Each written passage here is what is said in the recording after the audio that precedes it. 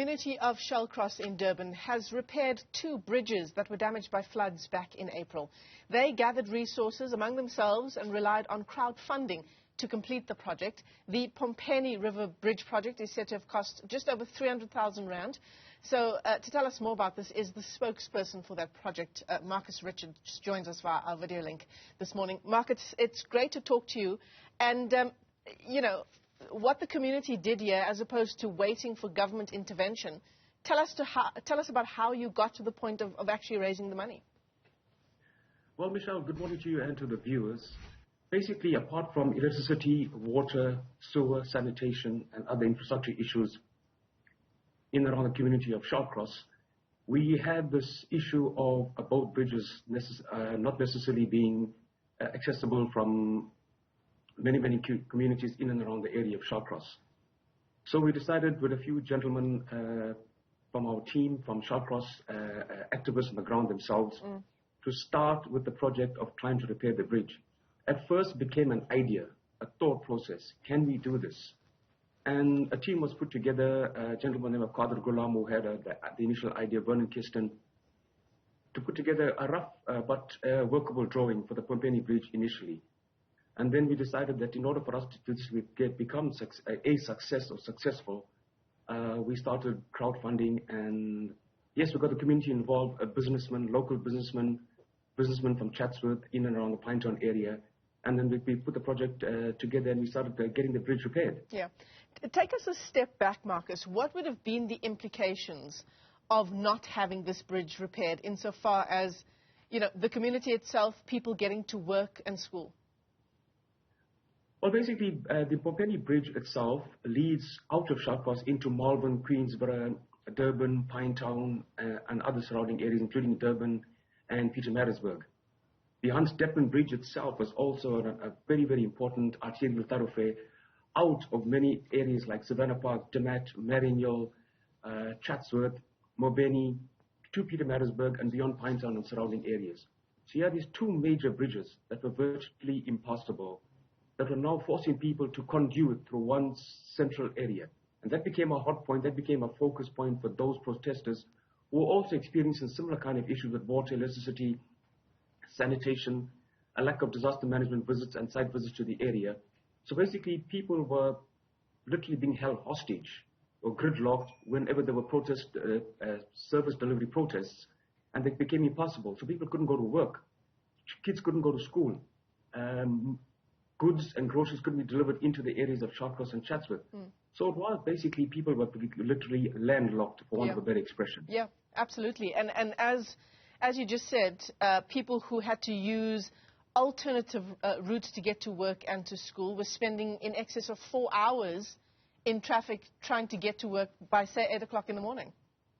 That is absolutely correct. People were leaving home between 4 a.m. and 5 a.m. to get to work by 8 o'clock, and sometimes arriving home well after 9 p.m. at night. And it became an issue for them. And also, you remember, fuel costs were then almost tripled. We had incidents where people came to us and said, thank you for what you've done. Because of the fact that the bridge is now being opened, we can now save that extra 1,500 fuel cost and now use it towards buying groceries and food for home. So there were many factors there that came into being. It's not necessarily traveling and access and ingress to work and to home and to schools, to universities, churches, whatever the case might be, or mosques, wherever people are going to worship. Yeah. The very fact that people are now paying double the cost for fuel because of traveling greater distance to and from work. Really incredible story of members of your community banding together to try and find a solution, Marcus. You know, before you did this, before these 25 people came together, before this crowdfunding initiative, and before these bridges were repaired, what were you being told from government, from your local councillor, about the time it would take to find a solution insofar as Pompeni Bridge and Hans Deppman Bridge is concerned? It reminded me of the song by Simon and Garfunkel, The Sound of Silence. Hello darkness, my old friend, I've come to talk with you again. Unfortunately, they didn't want to talk to us even in the first round. So basically, it seems as if they'd gone AWOL.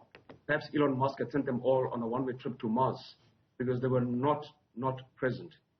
communities at the beginning of the floods, at the end of the floods, basically were hiring private TLBs and private machineries to open our roads all on our own, repair potholes, rescue people from homes, help people to repair their homes, open driveways, take out cars that were submerged in mud. They were nowhere to be seen and nowhere to be found. Till this very day, a very prominent area in our area, Bosch, Emerald Street, the sewer is still running currently into the river and into the homes. I was there last night to do a site in loco inspection because we had a major burst water pipe. So I was called out to the area. This is exactly what transpires. Nothing happens. They just sit back and expect people to fend for themselves. But the infrastructure has been damaged and nothing's been done. It's gone 40 days down the line and they've come out to site, they've had a look, and then it's total silence. So what do people do?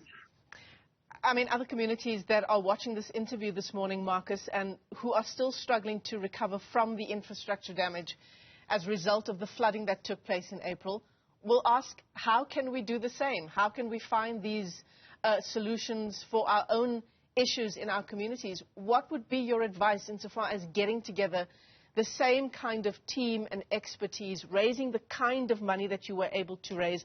I understand it was 100,000 Rand for the first bridge, 300,000 Rand for the second bridge. Is this something that you can replicate, do you think, in other communities like the one where you've done this work? Michelle, absolutely. I think what people, excuse me, ought to first and foremost ought to do is they need to band together as a community. You start street by street, and then you take it out and you work it out into the general community. It's basically called A World Waiting to be Born, by a book written by Scott M. Peck. That's how you start empowering yourself. You start from the beginning, street by street, and you work away. Your council is not going to help you. Your local government is not going to help you. The municipality is not going to help you whatsoever. Start street by street. Empower your communities, however small. And once you got that, you will find that there are people in your community whom you may have not known for years and years and years, despite the fact that they may live in the same street as you. That gentleman or that woman could be an engineer, could be someone that's in project management, that knows people, that can put a plan of action together, that can motivate, that can lead. And that's how it starts. We need to become self-empowered. We need to become self-sufficient and self-sustaining. We basically are in the midst of a government that's basically becoming a failed state. I don't want to go into the details. The details are apparent. The details are international. And the whole world looks upon us and shake their head at exactly what's going on in our country. So now it should be for the people, by the people, and with the people, and not the other way around. We cannot rely on government. They have failed us miserably, and they will continue to do so. Funds raised via businesses, local residents, machines hired, machines sponsored, and now both of those bridges, Pompeni and Hans Detman Bridge, are working and they are in use. Marcus Richards is the spokesperson for this project. Thanks very much, Marcus, for joining us this morning.